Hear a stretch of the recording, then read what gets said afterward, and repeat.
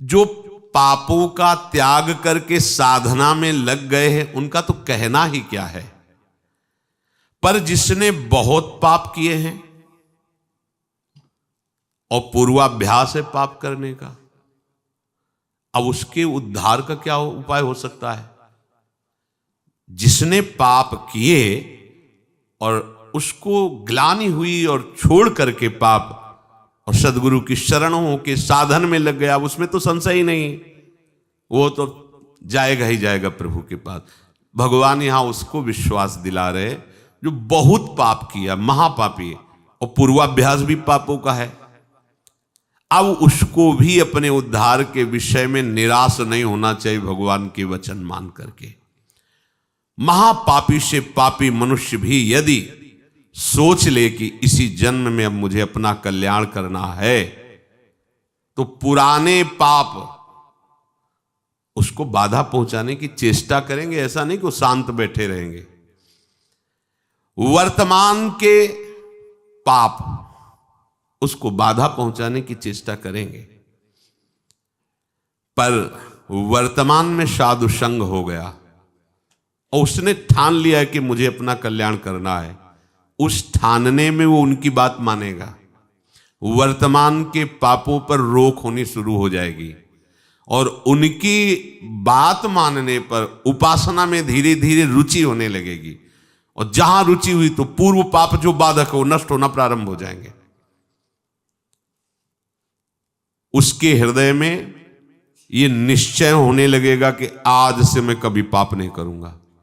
ध्यान दीजिए, ये कब हम जाने कि हमारे पुराने पाप नष्ट हो रहे हैं। तुम्हारे हृदय में जब ये निश्चय होने लगे आज से मैं पाप नहीं करूंगा, तो आपका हृदय इतना पवित्र होने लगा है कि पाप ना करने का, निश्चय करने का अधिकार कर रहा है। केवल भगवत प्राप्ति के लिए ही अब मैं चेष्टा करूंगा। उसके पापों का नाश होते देर नहीं लगती। जहां ऐसा निश्चय किया, फिर समझ लीजिए पुराने पाप जो बहुत समय से कर रहे हैं वो भगवत मार्ग में नहीं आने देते, आने ही नहीं देते। वो बहुत बड़े बंधन हैं। कहीं भगवत कृपा से साधु समागम के शब्द पड़े और ये लगा कि मैं तो महान पाप करने वाला नीच हूं, मेरा कल्याण कैसे होगा। देखो वचनों का प्रभाव, सत्संग सुनने से मेरा कल्याण कैसे होगा, ये बात आ गई। अच्छा, कल्याण तो साधु महात्माओं के संग से, सत्संग से होता है, पर मेरा अभ्यास वर्तमान में पाप करने का कैसे बनेगा। उनके समीप गया, अपने कल्याण के लिए जो चेष्टा करनी चाहिए वो संत महात्मा बताने लगे। उनके शासन में ध्यान रखना है। यदि आप जैसे वाल्मीकि जी ब्रह्म के समान हो गए तो उन्होंने संत का शासन स्वीकार कर लिया। जब तक हम ना आवे तब तक ये बैठे रहना हो, तो नाम सीधा नहीं जप सकते तो उल्टा जपो, मरा मरा मरा, सिद्ध हो गए। संत का शासन संपूर्ण दुर्वासना और पाप का नाश करने के लिए होता है। जहां उस संत का शासन स्वीकार किया तो हृदय में बात आने लगती है, अब लो नशानी, अब ना नशा, बहुत पाप किया, अब नहीं करूंगा, हो गया। ये जब आने लगे तो जान लो पूर्व जो पाप बाधक थे वो नष्ट हो गए। तभी ये बात, जो पे दुष्ट हृदय सोई हुई, मोरे सन्मुख आओ की सोई। अब जे ही उसने ये जीवन में निश्चय किया आप केवल भगवत प्राप्ति, तो उसके सारे पाप नष्ट होने में देर नहीं लगती। अब उसे जैसे कोई पूर्व वाला देखे, कंठी बांध लिया, तिलक बांध लिया, ये हम जानते हैं शराब पीता था, व्यभिचार करता था, कत्ल करता था, ऐसा वैसा, तो उसके लिए भगवान आदेश करे साधु रे समंतव्या सम्यक व्यवसिता, ऐसा आप उसे साधु मानो क्योंकि मेरी शरण में हो गया है। मैं कहता हूं अपिचेत सुदुराचारो भजते माम मनन्य भाग, साधुरेव समंतव्या सम्यक, कल था आज मेरा हो गया है। अब इसे आदेश करते भगवान, साधुरेव समंतव्या, तुम इसे साधु ही मानो क्योंकि मैं करूंगा इसे साधु, करो सद्यते ही। उसी के आगे श्लोक, क्षिप्रम भवति धर्मात्मा, बहुत जल्दी मैं उसे धर्मात्मा महात्मा बनाऊंगा। जब बनाने वाले कह रहे मैं बनाऊंगा तो आप फिर अपने को मानने में क्या है। ऐसे उसके पाप नष्ट हो जाते हैं जैसे 100 वर्ष से घना अंधेरा छाया हो और आप प्रकाश प्रकट करें तो 100 वर्ष में ही क्या हो, अंधेरा नष्ट होगा क्या ना, 1 मिनट में खत्म हो जाए वो प्रकाश, जो ही जला अंधेरा खत्म। ऐसे ही पाप नष्ट होता है। बोले बहुत पुराना पापी है और ऐसे ही खत्म हो गए। ऐसे खत्म होता है शरणागत का पाप जैसे 100 वर्ष से साल में अंधेरा है, एक बल्ब जला 1 सेकंड में प्रकाश हो, खत्म अंधेरा 100 वर्ष का। अब उसके लिए यह सिद्धांत नहीं कि 100 वर्ष आप प्रकाश करो तब अंधेरा खत्म, नहीं, ऐसे ही एक क्षण में पाप सारे के सारे भस्म शरण ने स्वीकार कर लिया। शरण ने, हम तो आम सर्व पापेभ्यो मोक्षयिष्यामि मा शुचा, मैं पवित्र करूंगा। कितने घंटे में? 1 सेकंड में, जा खत्म। जैसे प्रकाश हुआ 100 वर्ष का अंधकार नष्ट, ऐसे अनंत जन्मों के पाप सन्मुख होए जीव मोय जमहि, जन्म कोटि यघ नासों। विश्वास करो इस बात पर। चेत, प्रभु कह रहे प्रायः ऐसे पापरत मनुष्यों को ये चेतना नहीं होती कि मैं भगवत प्राप्ति करूं, संत समागम या नाम जप नाम कीर्तन, चेतना नहीं होती इनकी। ये चेतना लुप्त रहती है। ऐसा नहीं कि उनमें सामर्थ्य नहीं, पर वो लुप्त। पापवंत कर सहज स्वभाव भजन मूर्ति भावन का, उसके अंदर भाव ही नहीं आएगा भजन आदि का। तो चेत, ऐसे जो पापात्मा जन होते हैं, पहली बात उनके अंदर सत्संग में जाना या भजन आदि इसकी रुचि ही नहीं हो। अगर कहीं भगवत कृपा से या किसी, अब जैसे उनके अंदर ये रत्या है, उनकी पत्नी भगवत चरणारविंद की महाप्रभु की शरणागत है, आश्रित है, तो कैसा कृपा बन रहा है। को जरूर बोलती उस समय फिर मंजीरा लेके राधा नाम का, ये तो बढ़िया है, राधा नाम कीर्तन कर। यद्यपि ऐसा नहीं करना चाहिए, ऐसे दुर्व्यसन नहीं कर, पर दुर्व्यसन नहीं छोड़ सकते और राधा नाम स्वीकार कर लिया तो इस बात हमें विश्वास है राधा नाम की महिमा पर निश्चित आपका मंगल होगा। निश्चित आप इसी जन्म में ऐसी घृणा करेंगे कि देख लेना, निश्चित ये नाम और ये भगवत प्रीति, ये भगवत प्रीति है। मैं नीच हूं, मैं पामर हूं, अधम हूं, पर प्रभु आपका नाम, आपका गुण कीर्तन, आपकी महिमा, छुट्टी 84 भ्रमंते निरखय जुगल किशोर, ये हम सत्य मानेंगे। इस असत वृत्ति की सत्ता नहीं है और इसकी राधा नाम की चतुरासी जी की इसकी सत्ता है। इस असत वृत्ति की सत्ता नहीं है। ना सतो विद्यते भाव, ना भाव विद्यते सता। ये सत वृत्ति तुम्हारा परम मंगल कर देगी। अब जो दिखाओगे वही देखेंगे, जो सुनाओगे वही सुनेंगे, जैसे रखोगे वैसे। अभी मुक्त, अभी इसी क्षण मुक्त। बिगड़ी जन्म अनेक की, अब ही सुधरे। आज समझ में आती है बात, अब ही सुधरे। हम कर्म करके चाहते हैं मोक्ष पद, कर्म से मोक्ष पद नहीं होता, कर्म त्याग से मोक्ष पद होता है। कर्म का कर्ता भाव त्याग, कर्म का फल त्याग, तो जो बचा वो आपका स्वरूप होगा। शरीर संबंध, शरीर की क्रियाओं से संबंध, शरीर के भोगों से संबंध, शरीर संबंधियों से संबंध का त्याग, तो बचा वो परमात्मा स्वरूप। अभी मुक्त हो गए। अभी सारी साधना इसी बात की है। जब कोई भगवत आश्रित होता है और भगवत बोध होता है तो जन्म जन्म के संचित कर्म स्वतः नष्ट हो जाते हैं भगवत कृपा से। संचित कर्म मानो एक कमरे में बहुत वर्षों से अंधकार जमा है, एक टिमटिमाता हुआ भी दीपक लेके जाओ तो अंधकार खत्म, उतना प्रकाश हो जाएगा।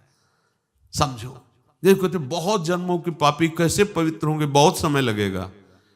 अब बिगड़ी जन्म अनेक किया बही, ए खत्म अंधकार।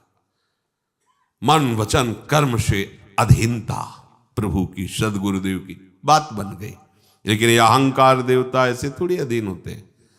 जब तक ठोकर पर ठोकर नहीं खाते, या तो स्वयं प्रभु पधारे और मर्दन करें इस अहंकार का। जैसे कालिया नाग था ना, जो फण उठाता अपने श्री चरणों की, ऐसे प्रहार करते श्री चरणों की, चोट पहुंचाते, खून उगलता हुआ शरणागत हो गया। त्राहि माम, रक्षा करो। हाँ ठीक है, ऐसे इस अहंकार रूपी जो सर्प के फण हैं, इनको हरि गुरु कुचल दें तो बात समझ। और कुचलना ऐसे, जहां प्रभु फुंकार मारता वो तो प्रभु ही कर सकते नहीं, उसके फुंकार में सब भस्म हो जाते। काली देह में जब प्रभु कूदे तो ऐसे थोड़ी हो कि त्राहिमाम शरणागत आओ श्री कृष्ण, ऐसे नहीं, लपेट करके पहले उसने अपना पूरा प्रयास किया। तो अहंकार लपेट करके पहले पूरा प्रयास करेगा किसका? जो अहंकार नष्ट करने के लिए सोचेगा, चाहे हरि हो चाहे गुरु हो, अहंकार पूरा विरोध करेगा पहले। यहां आए काहे के लिए? वृंदावन काहे के लिए आए हो? जीवन को आबाद करने के लिए। यही जीवन आबाद, हमारे माई श्यामाजू को राज। जीवन तो बर्बाद इधर होता है, एक एक श्वास विषयों में व्यर्थ जा रही, उसे बर्बाद कहते हैं। ये तो सत्संग है, राधा नाम कीर्तन है, यश है प्रिया प्रीतम का, और कुछ नहीं है तो व्यास भरोसे कुंवर के सोवत पांव पसार। लाडली जी के भरोसे सो रहे हैं, उनका उच्छिष्ट पाके उनके लिए जीवन व्यतीत कर रहे हैं, हो गया। जो अनुकूलता प्रतिकूलता परिस्थिति, शरीर के सुख दुख, शरीर के संबंधियों का व्यवहार अपने चित्त पर रखता, वो कैसे परमार्थ का पथिक बनेगा? ध्यान दीजिए, अनुकूलता प्रतिकूलता का प्रभाव, शरीर के संबंधियों का प्रभाव, वो असंतुष्ट हैं थोड़ा, इसलिए किस किस को हम संतुष्ट करेंगे? भगवत मार्ग में चले हैं, आप अगर सपोर्ट कर सकते तो हमारे हो, नहीं हम जानते भी नहीं कि तुम हमारे कौन हो। जाके प्रिय राम वैदे ही तजिए ताहि कोटि बैरी सम जद्य परम स्नेही, परम स्नेही। सबका मंगल हुआ। तजो पिता प्रहलाद विभीषण बंधु भरत महतारी, गुरुबल तजो कंत ब्रज बनितन भे मुद मंगलकारी। ऐसा नहीं कि आप परमार्थ के पथिक होकर किसी की प्रसन्नता के लिए आप परमार्थ को छोड़े, प्रियालाल की आसक्ति को जो आप स्वीकार करने के लिए बढ़े, उनके नहीं, आप किसी का नहीं। अगर आप हमारे स्नेह संबंधी हो तो मेरे प्राण प्रीतम से मिलने का सहयोग कीजिए, अगर नहीं तो तजिए ताहि कोटि बैरिशम जद्य परम स्नेह। इस मार्ग के पथिक में गुंजाइश नहीं होती, किसी के आंसुओं पर, किसी की धमकी पर ये मार्ग नहीं रुकता। ये मार्ग केवल हृदय की उत्साह संपन्न वृत्ति से भगवत मार्ग को स्वीकार किया जाता है। अब जो होगा देखा जाएगा।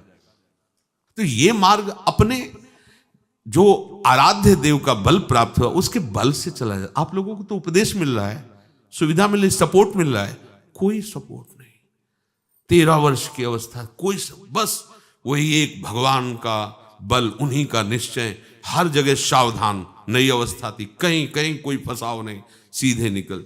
फिर गंगा की धारा जैसे प्रवाहित होती है, ऐसे जीवन की धारा उन्हीं के चरणों में। अब वृंदावन आ गए। प्रतिकूलता, तिरस्कार, अपमान, क्लेश, ये जीवन का हमारा लक्ष्य है। यही हमारे लक्ष्य की पूर्ति कराएगा।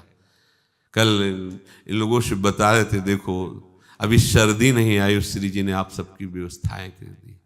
हम अपनी आपको बताते हैं, कभी कभी जब ज्यादा सर्दी होती तो पास के आश्रमों में जाते तो देखते थे सब अपने अपने कंबल लिए ओढ़े, कोई पूछता भी नहीं था कि पता नहीं कंबल उड़ा दे रात में लेके भाग जाए तो।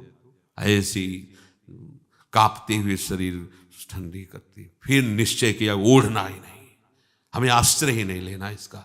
और भगवत कृपा से कभी जुखाम या बुखार भी नहीं आया। भीषण सर्दी ऐसे सहते हुए आपके अंदर सब सामर्थ्य है। रहीमन बहु भेषज करत ब्याध न छाणत साथ, खग मृग बसत अरोग बन हरि अनाथ के। दवाइयां खा के व्यवस्था करके भी कभी जुखाम नहीं, 10वें वर्ष कभी जुखाम नहीं हुआ। भीषण सर्दी गर्मी बरसात हर ऋतु को वो शरीर सामर्थ्यशाली हो, भगवान वैसी कृपा करते हैं। ये परमार्थ के पथिक की ये बातें हमारी समझ में नहीं आती। अन्य आश्रय व्यवस्था का गुलाम, ये समझ में नहीं आता। तुम भगवत प्राप्ति के लिए निकले हो, संबंध जीव कितने बनाए हुए हो। न शरीर से संबंध विच्छेद, न भोगों से संबंध विच्छेद, न परिवार से संबंध विच्छेद। चना एक बार भुन जाए फिर निश्चिंत हो गए। उसे खेत में बो दो, खूब खाद लगाओ, अंकुरण नहीं होगा। एक बार तो भुनने दो इसे, एक बार तो आग में जलने दो इसे, एक बार तो वासनाएं भस्म होने दो। शुरुआत में ही तुम वही सिद्धावस्था धारण कर लोगे तो कैसे बात बनेगी। अनुकूल प्रतिकूल परिस्थिति साधक को सुखी दुखी नहीं करती। जो भगवत मार्ग का पथिक होता है, एकमात्र उसका लक्ष्य होता है भगवत प्राप्ति। तो ऐसे उपासक के संचित प्रारब्ध क्रिमाण ये सब भस्म हो जाते हैं, कर्मों से उसका कोई संबंध नहीं रह जाता, वो जीते जी जीवन मुक्त हो जाता है। यदि किसी महापुरुष का संग हो जाए, ऐसी कोई घटना घट जाए, ऐसी परिस्थिति बिगड़ जाए, ऐसा वातावरण हो जाए कि उसे उससे ऊब करके किसी संत का आश्रय ले ले, महापुरुष का, तो कोई कितना भी बड़ा पापी हो उनके प्रभाव से ऐसा दृढ़ निश्चय कर ही लेगा कि अब मुझे इस जन्म में भगवत प्राप्ति करनी है। वो संपूर्ण पापों से भली भांति तर जाएगा। सर्वम ज्ञान प्लवेनैव व्रजिनम संतरिष्यति। प्रकृति के कार्य शरीर और संसार के संबंध से ही पाप होते हैं। जितने पाप होते हैं वो देहाभिमान जब होता है, और देहाभिमान में इंद्रियजन्य सुखों की भोग लालसा ही पाप कराती है। और जब संत संग होता है तो संत संग का प्रभाव होता है सर्व संबंध विच्छेद। ध्यान दीजिए, आप सरिस चाहे सबकी ना, संतों का स्वभाव और प्रभाव आप सरिस जैसे वो हैं वैसे बनाना चाहते हैं, या आप सरिस चाहे आपको भगवत स्वरूप बनाना चाहते हैं। संतों के संग का प्रभाव सर्व संग पहो हिमाम, सर्व संबंध विच्छेद, शरीर से, अंतःकरण से, इंद्रियों से, शरीर संबंधियों से, भोगों से। अगर ये नहीं तो संत संग नहीं हो रहा है। संबंध विच्छेद, संबंध पुष्टता ये अविद्या का संग है, संबंध विच्छेद यही ज्ञान है, यही अज्ञान के नाश का स्वरूप है। ये अहमता ममता एकमात्र प्रियालाल के चरणों में समर्पित, कोई संबंध नहीं। ध्यान देते हो इस बात पर? ओ नहीं, ये वो प्रपंच लादे घूम रहे हो, जैसे हरिवंश प्रपंच बंच सब ये काल ब्याल को खायो, ये जिए जान श्याम श्यामापद कमल संग शिरनायो। सर्वम ज्ञान प्लवेनैव व्रजिनम संतरिष्यति। जहां वो संत महापुरुष के संग के प्रभाव से सर्व संबंध विच्छेद हुआ, तो अब उसको तरना बाकी नहीं रह गया, तर गया। मूला भावे कुतः शाखा, जब मूल ही कट गया तो अब शाखा कहां टिकेगी? तो बोले मूल था शरीर, अंतःकरण और भोगों का संबंध, संत प्रभाव से वो हट गया। अब जो बचा वो भगवद आश्रय, भगवत प्रीति या स्वरूप बोध। यथैधांसि समिद्धोग्निर भस्मसात् कुरुते अर्जुन, ज्ञानाग्निः सर्वकर्माणि भस्मसात् कुरुते तथा। हे अर्जुन, जैसे प्रज्वलित अग्नि ईंधनों को सर्वथा भस्म कर देती है, ऐसे ही जब संत संग से ज्ञान प्रकट होता है तो संपूर्ण कर्मों को सर्वथा के लिए भस्म कर देती है। ये बात भगवान के वचन। यथैधांसि समिद्धोग्निर्भस्मसात् कुरुते अर्जुन। पीछे के श्लोक में भगवान ने बताया कि जब कोई संत महापुरुषों का आश्रय लेकर के उनके द्वारा बताए हुए मार्ग पर चलता है तो कितना भी बड़ा पापी हो, मार्ग में चलने का तात्पर्य नौका पे बैठना, वो ज्ञान रूपी नौका से पाप रूपी संसार रूपी समुद्र से तर जाता है। तो बोले समुद्र से पार हो गया पर समुद्र तो रह गया, समुद्र की सत्ता तो है। तो आगे के श्लोक में भगवान कहते हैं भस्मसात् कुरुते अर्जुन, कुछ नहीं बचता। उदाहरण में कह रहे कि जैसे प्रज्वलित अग्नि के साथ संयोग करा दीजिए, कुछ भी वो सबको अपना स्वरूप प्रदान कर देगी। लोहा डाल दीजिए, सोना डाल दीजिए, बिष्ठा डाल दीजिए, चंदन डाल दीजिए, जो भी डालोगे वो अग्नि अपने ताप से उसे अपना में स्वरूप दे देगी। लोहा भी अग्निमय हो जाएगा, सब कुछ वो भस्म कर देगी, कुछ शेष नहीं रहेगा, किंचन मात्र शेष नहीं रहेगा। ज्ञानाग्नि सर्व कर्माणि भस्मसात् कुरुते तथा। जैसे अग्नि सब कुछ भस्म कर देती है, ऐसे ही संत संग के प्रभाव से प्रकट हुए ज्ञान रूपी अग्नि से संचित प्रारब्ध क्रियमाण सब भस्म हो जाते हैं। संचित प्रारब्ध क्रियमाण तीनों कर्म भस्म हो जाते हैं। अग्नि में जैसे काष्ठ का अत्यंत अभाव हो जाता है, ऐसे ही संत संग से प्राप्त हुए ज्ञान से पूर्ण समस्त बंधनों का अभाव हो जाता है। सब बंधन भस्म हो गए, कोई बंधन नहीं, न कर्म बंधन, न शरीर बंधन, न भोग आसक्ति, न देह के संबंधियों का बंधन। तात्पर्य है संसार शरीर से संबंध विच्छेद हो जाने पर ही विशुद्ध बोध होता है, और वही जब कहो तो उसे माना जाता है कि हमारे साथ कटु व्यवहार हो रहा है। ये कटु व्यवहार तुम्हारे माने हुए राग पर हो रहा है।